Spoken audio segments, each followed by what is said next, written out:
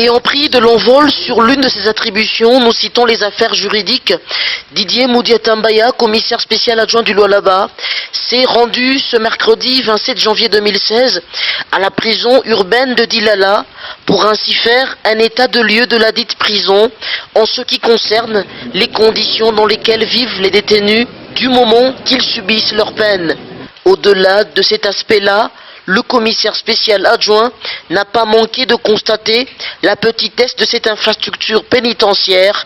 Ici, il a été constaté que le nombre des détenus a presque dépassé les limites. Conséquence, mauvaises conditions, mais surtout de l'étouffement quand il s'agit de dormir.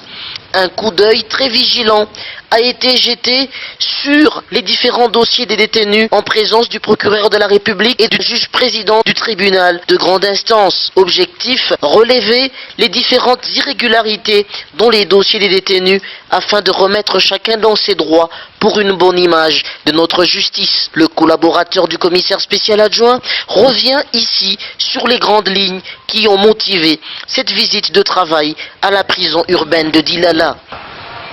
Comme vous le savez, il y a deux plaintes, il y a la population, les parents et certains des prisonniers qui sont en train de dire qu'ils étaient arrêtés sans raison. Il y en a qui disaient que la procédure n'était pas respectée, alors il était de l'obligation de l'autorité chargée des questions juridiques de s'imprégner de la situation de la prison de Dilala. Est-ce que les prisonniers sont dans des conditions humaines? Est-ce qu'ils ont été arrêtés pour des infractions reconnues par la loi? Est-ce qu'il y en a qui sont retenus pour des faits bénins? Est-ce que la procédure a été respectée? L'Excellence a émis les vœux de jeter un coup d'œil sur certains dossiers.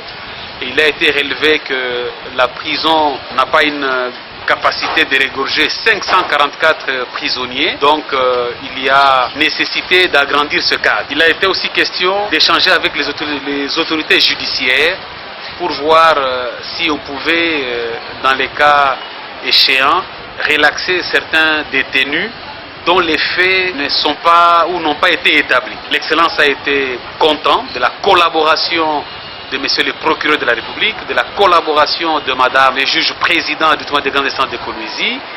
Il a aussi apprécié le traitement des prisonniers parce que, à la différence des autres prisons, les prisonniers sont en bonne santé, mais il reste beaucoup à faire. Il ne s'agissait pas d'une inspection, mais plutôt d'une vie de routine pour qu'on se rende compte que nos frères et sœurs congolais qui sont en prison vivent dans des conditions humaines.